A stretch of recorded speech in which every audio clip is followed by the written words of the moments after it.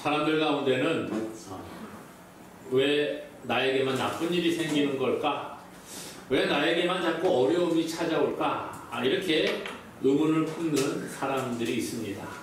그렇지요. 살다가 보면 어려운 일, 나쁜 일이 생길 수도 있어요. 그런데 문제는요, 왜 나에게만 이런 일이 생길까? 이렇게 생각을 하는 게 문제라는 거예요.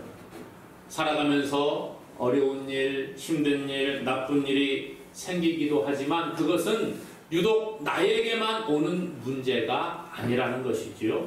모든 사람들에게 다 어려움이 찾아온다는 겁니다. 그런데 그 어려움을 어떻게 대처해 나가는가 하는 부분에 차이가 있습니다. 어려움이 올 때 불평을 하면서 그냥 아무것도 하지 아니하고 자포자기하는 그런 사람들이 있습니다. 그래, 이것은 어쩔 수 없는 거야. 내 힘으로 어떻게 할 수가 없어. 내가 뭐 한다고 일이 바뀌어지겠어? 그렇게 생각을 하는 사람들이 있습니다. 내가 아무리 힘을 써도 환경은 바뀌지 않는다 생각을 하지요. 그래서 아무것도 하지 않습니다. 그러니까 결과도 아무 환경적으로 바뀌는 것이 없이 똑같은 것을 우리가 경험한다는 거예요. 어려움이 올 때 환경을 맞아서 그 환경을 맞서서 그 환경을 극복하려고 하는 사람이 있습니다. 인내하며 앞으로 나아가고 어떻게 하면 이 문제를 해결할 수 있을까 지혜를 동원해서 환경을 바꾸려고 노력하는 사람이 있습니다. 물론 한순간에 금방 바뀌진 않지만 이렇게 여러 가지 방법을 찾고 지혜를 구하는 사람은 조금씩 환경이 바뀌는 것들을 경험하기도 합니다. 예수 그리스도를 구주로 고백하고 믿는 믿음의 사람들에게도 어려운 일은 찾아오지요. 힘든 일은 찾아옵니다. 시험이 온다 그렇게 이야기합니다. 오늘 야고보서에는 우리들에게 시험이 오는데 시험이 올 때에 어떻게 해야 되느냐? 인내하라는 것입니다. 그래서 시험이 올 때에 물론 우리가 노력한다고 뭐 이 일이 금방 바뀌지는 않지만 인내하면서 나아가는 자들이 이 시험을 능히 이길 수 있다. 그렇게 말하고 있습니다. 그런데 우리가 생활해보면 사실은 인내한다고 해서 금방 좋아지지 않는 것을 경험을 합니다. 그렇죠? 우리가 아무리 노력을 하고 내가 시험을 참아봐야지, 야 이번에는 내가 좀 이것을 극복해봐야지, 그렇지만 잘 안 되더라는 거예요. 왜 그래요? 우리가 연약한 육신을 가진 존재이기 때문입니다. 우리의 마음과 생각은 그래 이 시험이 올 때 인내하고 내가 지혜롭게 잘 이 일을 극복해야지 하지만 우리의 몸은 어떻게 해요? 연약하고 지치고 어려움에 쉽게 굴복하는 것을 경험을 합니다. 그러므로 오늘 우리가 시험을 어떻게 잘 극복할 것인가 그 지혜가 필요합니다. 그런데 모두 지혜가 많아서 시험을 잘 극복하고 인내하고 나아가면 좋겠지만 우리는 그렇지 않은 존재임을 보게 됩니다. 사람은 지혜가 부족하다는 거예요. 대부분의 사람들은 지혜가 부족합니다. 그래서 우리가 지혜가 부족하다는 것을 깨닫고 인정하는 자가 되어야 합니다. 지혜가 부족한데 나는 똑똑해 이렇게 말하는 사람들은 사실 어떻게 보면 더 지혜롭지 못한 사람인 것 같습니다. 오늘 우리는요, 내가 지혜가 부족하구나 라는 것을 먼저 인정하는 것이 필요합니다. 오늘 우리가 읽은 야고보서 1장 5절에 보니까요, 너희 중에 누구든지 지혜가 부족하거든 이렇게 시작을 합니다. 사람마다 정도의 차이가 있을지는 모르지만 모든 사람들은 다 지혜가 부족하다는 거예요. 그런데 사람들이 처음부터 지혜가 부족하게 그러면 하나님이 만드셨을까? 그것은 아닙니다. 우리가 성경을 보게 되면요, 하나님께서 세상을 만드시고 하나님의 형상대로 사람을 창조하셨다 그렇게 말합니다. 하나님의 형상대로 창조하셨다는 말은 하나님의 성품을 닮은 존재로 창조하셨다는 거예요.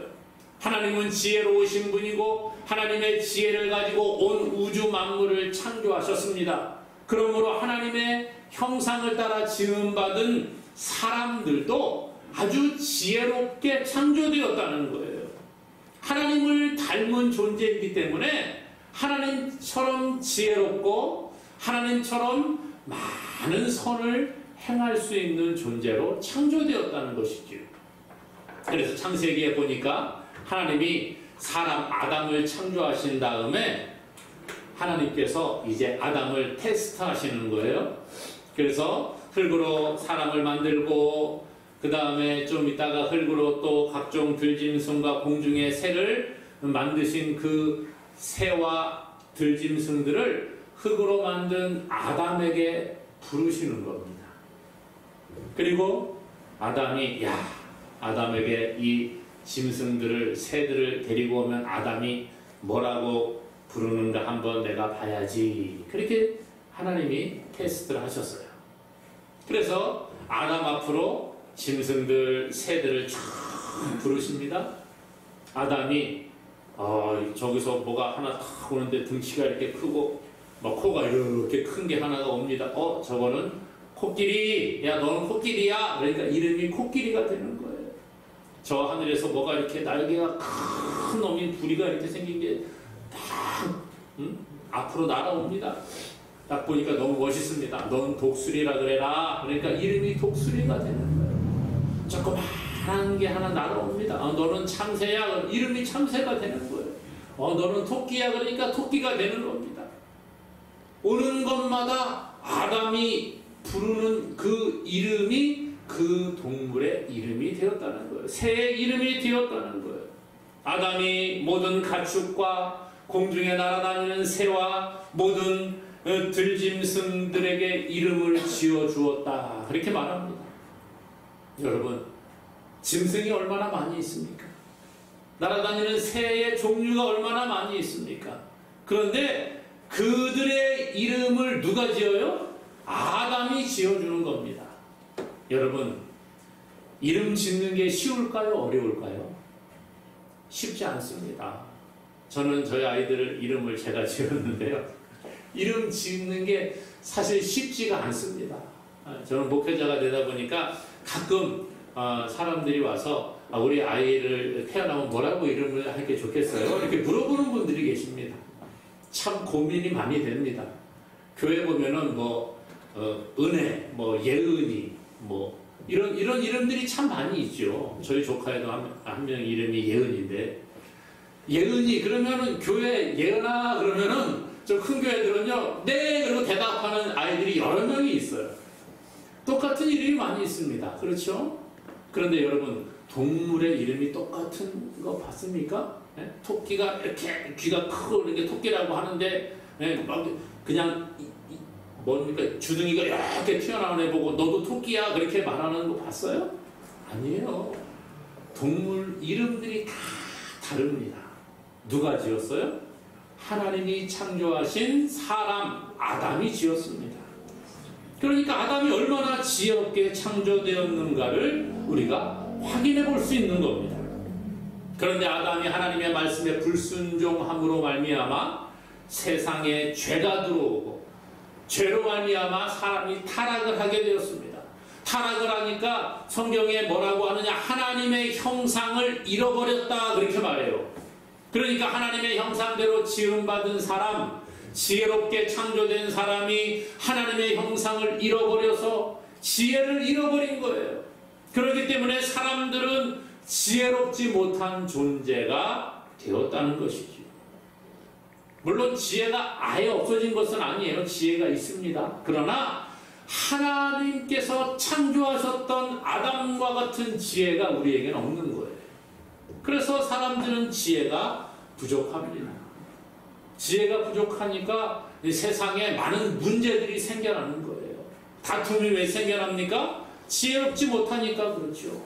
싸움 잘하는 사람이 지혜로운 사람이 아니라 협상을 잘하는 사람이 지혜로운 사람이에요.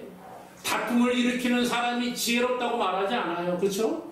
다툼을 일으키는 사람은 어떤 공동체 안에서 문제를 일으키는 사람을 가리켜 지혜롭다고 말하지 않습니다. 문제 있는 공동체를 잘 아우르고 나가고 서로 화해시키고 협력하고 그래서 아름답게 세워가는 사람이 지혜로운 사람이라 그렇게 이야기하고 있죠. 그러므로 오늘 세상을 살아가면서 우리는 정말 삶에서 지혜가 필요하다는 것을 많이 느끼게 됩니다. 하지만 지혜가 부족하지요. 세상의 삶을 살아가면서 참 지혜가 부족함을 느껴요. 저는 우리 옛 어른들, 조상들이 지금처럼 이렇게 과학이 발달하지 않고 문명이 발달하지 않았음에도 불구하고 참 지혜롭구나 이런 생각을 합니다. 요즘처럼 뭐 과학이 발달해서 뭐 이렇게 실험을 할 수 있는 그런 여건이 별로 안 됐음에도 불구하고 옛날 어른들 보면은 약초를 잘 구별해가지고 그것을 섭취해서 몸의 건강을 이어가는 것을 볼 수가 있지요. 참 그런 지혜가 어디서 났을까? 이게 하나님 주신 지혜 아니겠어요? 우리가 삶을 살아가면서 세상에서도 지혜가 필요합니다. 뿐만 아니라 신앙생활 하면서도 우리는 지혜가 필요하다는 거예요. 그런데 지혜롭지 못한 경우가 참 많이 있습니다. 저도 그래요. 어떤 일을 진행을 해나갈 때 어떻게 생각하고 어떻게 판단해야 될 것인가, 어떤 일을 결정할 때 어떻게 결정하는 것이 옳은 결정일까, 참 이것을 지혜롭게 잘 결정해야 되는데 쉽지가 않습니다. 누구와 대화를 할 때에 내가 어떻게 말을 해야지 저 사람이 상처를 받지 않을까, 이게 지혜잖아요. 말의 지혜. 그런데 때로는 나는 정말 잘 이야기한다고 말을 했지만 상대방은 그것을 나쁘게 받아들이고 상처받는 경우가 있다는 거예요. 그래서 우리는 참 지혜가 있어야 된다, 그런 생각을 해봅니다. 어떻게 행동하는 것이 지혜롭게 행동하는 것인가, 우리가 참 고민될 때가 있습니다. 지혜가 부족함을 느끼지요. 저만 그럴까요? 모르긴 해도 여러분들도 아마 이런 생각들을 가끔 하게 될 것 같습니다. 그러므로 오늘 우리는 지혜가 부족합니다. 그러나 전능하신 하나님, 모든 것을 아시고 모든 것을 다 세상 우주 만물을 창조하신 하나님은 지혜의 근본이 되는 줄로 믿으시기를 바랍니다. 하나님의 그 지혜로운 우주 만물을 창조하셨고 지금도 다스리고 섭리하고 계시는 분이 바로 하나님이라는 거예요. 그러므로 오늘 우리 하나님이 지혜롭다라고 인정하며 나아갈 수 있는 자가 되기를 간절히 소망합니다. 그러면 지혜가 부족한 자가 할 일이 뭡니까, 여러분? 누구든지 지혜가 부족하거든, 그렇게 시작을 했는데, 지혜가 부족한 자는 뭐 해야 돼요? 일단은 뭐 세상적으로 지식이 부족한 사람은 공부를 해야 됩니다. 그렇죠? 그래서 학교를 다니잖아요. 요즘은 뭐 어린이집, 유치원 다니고 초등학교, 중학교, 고등학교, 대학교, 뭐 대학원 이렇게 막 다니고 박사까지 합니다. 여러분, 공부 많이 하면 좀 지식은 자꾸 쌓여가요. 그러나 공부를 통한 지식과 지혜는 조금 다른 것 같아요. 그렇죠? 내가 알고 있는 것을 가지고 생활에서 어떻게 잘 적용하느냐, 이것이 지혜 아니겠습니까? 이 지혜가 좀 부족할 때에 공부를 하는 것도 필요합니다. 책을 많이 보면 좀 지혜롭게 될 수가 있습니다. 또 좀 더 지혜로운 사람, 지혜자를 찾아가서 그 사람에게 도움을 구할 때에 우리가 더 지혜로운 사람이 될 수가 있습니다. 그래서 학교에서 공부하고 과거에는 스승님을 찾아다녔잖아요. 지혜자를 찾고 스승으로 모시고 그분에게 지혜를 배웠다는 거예요. 물론 이런 것들이 필요합니다. 그러나 가장 중요한 것은 지혜의 근원 되시는 하나님께 지혜를 구하는 것이 필요하다는 거예요. 우리가 하나님께 지혜를 구하면 하나님이 우리에게 지혜를 주시겠다 약속을 하십니다. 그러므로 하나님께 지혜를 구하는 자가 될 수 있기를 원합니다. 오늘 본문 5절에 보니까 이렇게 말해요. 너희 중에 누구든지 지혜가 부족하거든 모든 사람에게 후히 주시고 꾸짖지 아니하시는 하나님께 구하라. 그리하면 주시리라. 지혜가 부족한 자 어떻게 하라고요? 하나님께 구하라. 하나님께 달라고 구하라는 거예요. 그러면 어떻게 하셔요? 하나님이 주신다 말씀하고 있습니다. 우리가 지혜의 왕 그러면 누가 생각이 나요?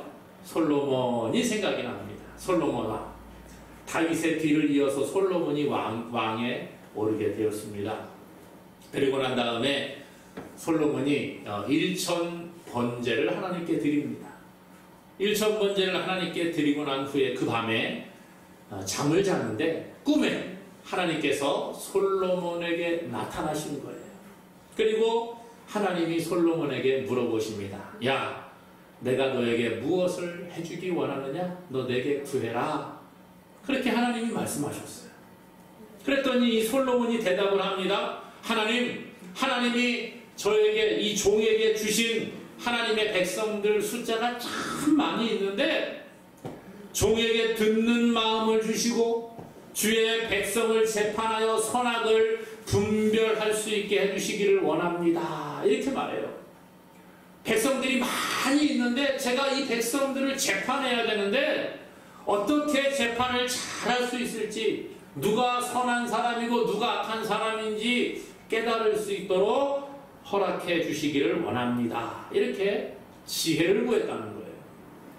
그랬더니 하나님께서 솔로몬을 칭찬하십니다. 열왕기상 3장 11절 12절에 보니까 하나님이 그에게 이르시되 내가 이것을 구하는도다. 자기를 위하여 장수를 구하지 아니하며 부도 구하지 아니하며 자기 원수의 생명을 멸하기도 구하지 아니하고 오직 송사를 듣고 분별하는 지혜를 구하였으니 내가 내 말대로 하여 내게 지혜롭고 총명한 마음을 주리니 내 앞에서도 너와 같은 자가 없었거니와 내 뒤에도 너와 같은 자가 일어남이 없으리라. 너가 나에게 지혜를 구했으니까 내가 너에게 지혜와 총명한 마음을 주겠다는 거예요. 그리고 너보다 앞에 있던 사람도 너보다 지혜롭지 못하고 너 후에 올 사람도 너보다 지혜롭지 못한 자가 될 거야. 전무후무한 지혜를 가진 자가 되게 해주시겠다. 이게 하나님의 약속의 말씀이었다는 거예요. 그리고 보너스를 더 주십니다.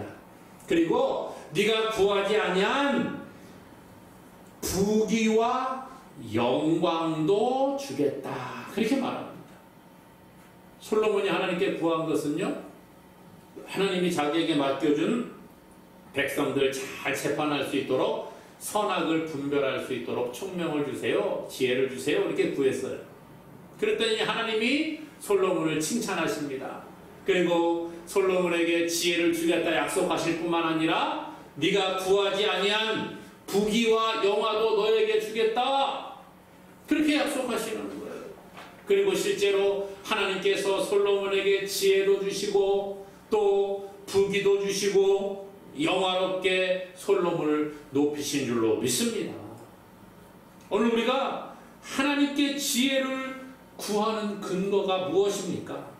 하나님은요, 후히 주시는 분이기 때문에 우리가 하나님께 지혜를 구할 수 있는 거예요. 오늘 말씀은 그렇게 이야기합니다. 너희에게 후히 주시고 꾸짖지 아니하시는 하나님께 구하라. 후히 주시는 분이다. 후히 준다는 게 뭡니까? 조금 더 거절하지 아니하고 사양하지 아니하고 인색하지 아니하고 기꺼이 준다, 이런 뜻이 있어요. 여러분, 세상은 계산적이고요, 손해보려고 하지 않습니다. 대출 받아본 경험 있으십니까? 혹시 누구한테 뭐 대출을 받는다든지 돈을 빌린다든지 할 때 돈 빌리는 건 조금 다른 성격일지 몰라도 은행에서 대출을 받을 때에요, 은행에서 제가 가지고 저 돈 좀 빌리러 왔습니다. 그러면 어이구 그러세요? 가져가세요. 이렇게 은행이 줍니까? 그렇게 하는 은행 아무것도 없어요. 그죠? 어떻게 해요? 은행에 가면은 돈 좀 빌리러 왔는데 그래요? 그러면은 저 신용이 어떻게 됩니까? 그리고서는 제 신용을 쭉 이렇게 조회해 봅니다. 이 사람이 돈을 빌려줬을 때 돈을 갚을 만한 능력이 있는 사람인지, 신용이 좋은지 나쁜지. 그래서 신용이 나쁜 사람은요, 돈도 잘 안 빌려줘요. 그렇지 않습니까? 그리고 이자도 높게 쳐주고 그러죠. 뿐만 아니라 이 사람이 돈을 갚을 능력이 있는지 보기 위해서, 그러면 뭐 담보할 거 있습니까? 이렇게 물어보지요. 그래서 뭐 집이 있으면 집을 담보로, 땅이 있으면 땅을 담보로 그렇게 돈을 빌리게 됩니다. 신용이 높은 사람은 조금 더 좋게 빌려주고, 신용이 낮고 담보물의 가치가 낮은 사람은 돈을 조금밖에 빌려주지 않습니다. 담보물이 예를 들어서 우리 집이 있는데 집이 1억짜리예요. 그런데 1억짜리 집을 담보로 딱 담보를 넣고 돈을 빌리게 되면 1억을 줍니까? 안 줘요. 1억을 안 줍니다. 그거보다 적게 주지요. 아주 최대한 적게 주려고 하고 절대 넉넉하게 주지 않는다는 거예요. 어떤 친구가 저에게 돈을 빌려달라고 옵니다. 그러면은 그 사람과 저와의 관계를 보고 돈을 빌려주게 되지요. 이 친구가 나에게 어떤 친구인가, 이게 맨날 거짓말만 하는 그런 친구 있으면은 돈을 빌려주고 싶지 않을 거예요. 빌려주더라도 내가 그냥 친구한테 한 끼 밥 사주는 셈 치고 빌려줘야지, 그 정도 수준에서 빌려줄 겁니다. 그렇죠? 그 사람과 관계를 보고 신용을 보는 거예요. 절대 넉넉하게 주고 후히 주고 아낌없이 주는 사람 아무도 없다는 거예요. 세상은 그래요. 그러나 하나님께서는 우리가 하나님께 지혜를 구할 때에 넉넉하게 주시는 줄로 믿으시기 바랍니다. 오늘 말씀은 우리에게 그렇게 말씀하고 있어요. 하나님은 우리에게 넉넉하게 주시는 분입니다 라고 말씀하고 있습니다. 뿐만 아니라 꾸짖지 아니하시고 주신다, 그렇게 말해요. 하나님 지혜 좀 주세요. 그러니까 야, 너는 그것도 모르냐? 그렇게 지혜가 없어서 맨날 달라고 하느냐? 그렇게 말하지 않아요. 내가 너한테 그만큼 가르쳐 주었으면 이제 알 때도 됐잖아. 너 좀 공부 좀 해. 공부 좀 해. 하나님 그렇게 말씀하지 아니하신다는 거예요. 야, 뭘 자꾸 달라고 하냐? 저번에도 달라 그래서 줬는데 또 달라 그래? 이렇게 꾸짖지 아니하신다는 거예요. 나무라지 아니하신다는 거예요. 하나님께 지혜를 구하면 하나님은 꾸짖지 아니하시고 끊임없이 우리에게 주시는 하나님이신 줄로 믿습니다. 그러므로 사랑하는 여러분, 우리 지혜가 부족하잖아요. 그러므로 하나님께 구할 수 있기를 원합니다. 후히 주시고 꾸짖지 아니하시는 하나님께 구하라, 그리하면 주시리라 그랬어요. 야고보 4장 2절 말씀에 너희가 얻지 못하면 구하지 아니하기 때문이요. 구하지 아니하기 때문에 얻지 못한다는 거예요. 우리가 지혜가 부족한데 하나님께 구하지 않으니까 맨날 지혜가 부족한 상태로 살아간다는 거예요. 사랑하는 여러분, 우리가 하나님께 지혜를 구하면 하나님은 꾸짖지 아니하시고 후히 주시는 분인 줄로 믿으시기를 바랍니다. 우리가 세상 살아가면서 지혜가 필요하잖아요. 신앙생활하면서 지혜가 필요하잖아요. 사람과의 관계의 문제에 있어서 지혜가 필요하잖아요. 저 사람과 관계가 계속 틀어져 있는데 회복이 안 되는 이유가 뭐예요? 지혜롭게 우리가 그 일을 해결하지 못하기 때문에 그래요. 물질의 어려운 문제, 우리가 지혜를 가지고 나아가면 풀 수 있는 방법들이 여러 가지가 있습니다. 그러나 지혜가 부족해서 안 풀리는 거예요. 하나님과의 관계가 왜 안 풀어집니까? 지혜가 부족하기 때문에 그렇다는 거예요. 사랑하는 여러분, 하나님은 후히 주시고 꾸짖지 아니하시는 하나님이세요. 그러므로 오늘 우리에게 지혜가 부족하고 하나님을 섬기는 지혜가 부족하고 하나님의 말씀을 깨닫는 지혜가 부족할 때에 하나님께 지혜를 구하며 나아갈 수 있기를 원합니다. 그래서 후히 주시고 꾸짖지 아니하시는 하나님으로부터 지혜를 받아 누리는 저와 여러분 되기를 간절히 축원합니다. 오늘 하나님께서는요, 구하는 자에게 믿음을 가지고 구하라 그렇게 이야기해요. 믿음으로 구하고 의심하지 말라는 겁니다. 예수님께서도 마태복음 7장 7절에 구하라 그리하면 너희에게 주실 것이요 그랬어요. 구하는 자에게 주신다는 거예요. 아이들이 부모님한테 돈이 없을 때 돈 달라고 하잖아요. 학교 가는데 엄마 책 사야 돼요. 아빠 책 사야 돼요. 돈 좀 주세요. 아유 차비가 떨어졌어요. 차비 좀 주세요. 우리 교통카드 충전해야 되는데 돈이 없어요. 돈 좀 주세요. 아유 밥을 사 먹어야 되는데 밥값이 없어요. 밥값 좀 주세요. 왜 자녀들이 부모에게 그렇게 얘기해요? 이렇게 이야기하면 부모님이 나에게 돈을 준다는 것을 믿기 때문에 이야기하는 거예요. 야 우리 부모님은 돈이 10원도 없어. 야 우리 집은 쌀도 하나 없어. 굶어 죽게 생겼어. 그러는데 돈 달라 그러겠어요? 안 그런다는 거죠. 믿음이 있기 때문에 주저하지 않고 부모님께 요구하는 거예요. 오늘 우리가 하나님을 믿는 믿음이 있을 때에 하나님께 기도하게 되는 겁니다. 히브리서 11장 6절에 믿음이 없이는 하나님을 기쁘시게 하지 못하나니 하나님께 나아가는 자는 반드시 그가 계신 것과 또한 그가 자기를 찾는 자들에게 상 주시는 이심을 믿어야 할지니라. 믿음이 있는 자가 하나님을 기쁘시게 하고 믿음이 있는 자가 하나님으로부터 상을 받아 누린다는 거예요. 오늘 말씀도 우리에게 말합니다. 지혜가 부족하냐 하나님께 구하라. 믿음으로 구하라. 그렇게 말합니다. 믿음으로 구하는 자에게 후히 주시고 꾸짖지 아니하신다는 거예요. 하나님의 백성들 차별하지 아니하시고 조건 없이 우리에게 주시는 분입니다. 하나님은요 우리의 조건을 따지지 않아요. 야 너 신앙생활 너 1년 했냐? 그러면 너는 조금 줄게. 2년 했어? 그러면 너는 2배로 줄게. 아니에요.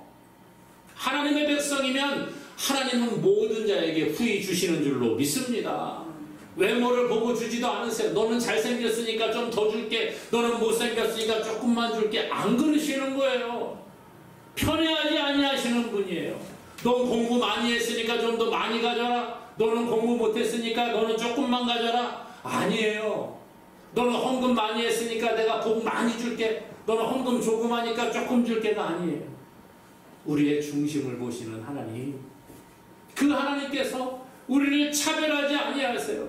우리의 능력을 따라 우리가 얼마나 충성했느냐, 물론 충성하는 자에게 하나님은 기뻐하시지만 그것을 보고 더 많이 주고 얘는 환경이 안 좋아서 나에게 충성을 많이 못하네, 그런다고 조금 주는 게 아니에요. 마음을 보시는 거예요. 중심을 보시는 거예요.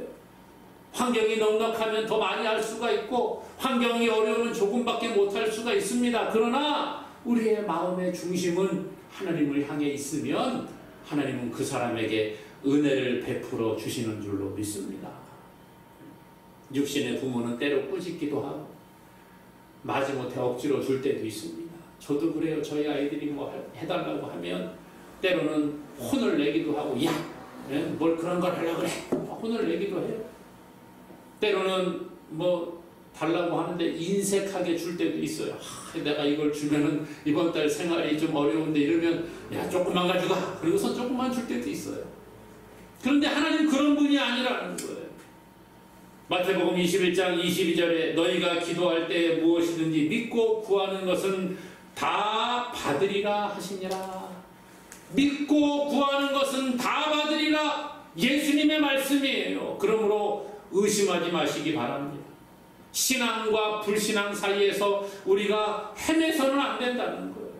하나님을 믿는 믿음에다가 발을 하나 디뎌놓고 하나님을 의심하는 불신앙에다가 발 하나 디뎌놓고 왔다 갔다 하면서 저울질하면 안 된다는 거예요. 오늘 그것은 하나님께서 기뻐하시는 게 아닙니다. 과연 내가 하나님께 이거 구하면 주실까? 아니야 안 주실 것 같은데, 그렇게 말하지 말라는 거예요. 믿음으로 구하라는 거예요. 그리고 오늘 말씀해 보니까 두 마음을 품지 말라 그럽니다. 8절에 두 마음을 품어 모든 일에 정함이 없는 자로다. 이런 자들 하나님께 무엇을 얻으려고 구하지 말라는 거예요. 두 마음을 품은 자 하나님께 무엇을 얻으려고 구하지 말아라. 열심히 하나님께 기도하다가 하나님의 응답이 좀 늦어지니까 그럼 세상적인 방법으로 한번 해볼까? 이거 오늘 하나님이 안 들어주실 것 같은데 내가 좀 어떻게 다르게 해볼까? 이거 하나님 기뻐하지 않는다는 거예요. 먼저 기도하고 믿음으로 구하고 내가 할 일을 충실히 할 때 하나님이 그곳에 역사하시는 줄로 믿습니다. 사람은 변덕이 심합니다. 이랬다 저랬다 하는 게 우리의 마음이에요. 10길 물속은 알아도 한 길 사람 속은 모른다고. 그 사람 속을 어떻게 알겠어요? 나도 내 마음을 모르는데 네가 내 마음을 어떻게 알겠느냐, 누가 예전에 그러더라고요. 그렇지 않습니까? 나도 내 마음을 잘 몰라서 갈팡질팡하는데 누가 알겠어요? 사람은 변덕이 심합니다. 그러나 하나님은 그런 하나님이 아니라는 거예요. 그러므로 사랑하는 여러분, 세상의 방법이 아니라 하나님을 의지하시기 바랍니다. 우리가 세상 살아가는 지혜, 하나님을 섬기는 지혜가 부족합니다. 공부하는 학생들 지혜가 부족합니까? 하나님께 기도하시기를 바랍니다. 그러면 하나님이 주신다는 거예요. 믿음으로 구하라고 했어요. 오늘 의심하지 마시기 바랍니다. 하나님께 믿음으로 지혜를 구하고 하나님을 신뢰하며 나아감으로 말미암아 우리가 이 땅의 삶을 복되게 잘 살고 또 하나님을 잘 섬김으로 하나님이 예비하신 복을 누리는 저와 여러분 되기를 주님의 이름으로 간절히 축원합니다.